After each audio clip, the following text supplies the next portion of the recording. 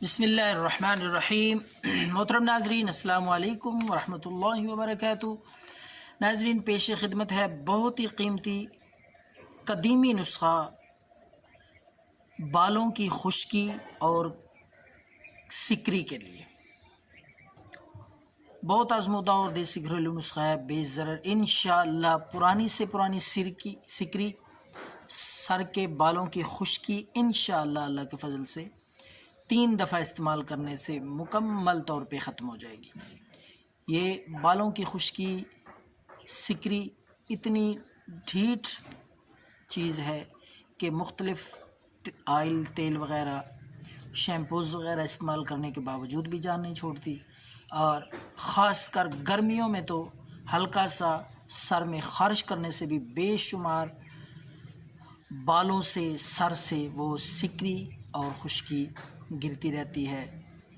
تو اس کا آج میں آپ کو آزمودہ دیسی گھریلو پرانا نسخہ قدیمی پیش کرتا ہوں۔ انشاءاللہ آپ استعمال کریں گے تو سکری سر سے مکمل طور پر ختم ہو جائے گی۔ آپ نے کیا کرنا ہے، 1 کپ دہی لے لینا ہے، تازہ دہی 1 کپ۔ اس میں آپ نے 1 عدد انڈے کی سفیدی، یہ 2 چیزیں اچھی طرح ان کو آپس میں مکس کرنا ہے۔ پہلے دہی لے لیں، پھر اس کے اندر آپ 1 انڈے کی سفیدی، زردی نہیں ڈالنی، زردی نکال کے علیحدہ کر دیں، اور سفیدی جو ہے وہ اس دہی میں آپ نے ملانی ہے، مکس کرنی ہے۔ تیسری چیز ہے 2 چمچ صرف سرسوں کا خالص تیل، سرسوں کا تیل، یہ بھی ان دونوں چیزوں میں، دہی اور انڈے کی سفیدی میں مکس کریں، اچھی طرح یکجان ہو جائے۔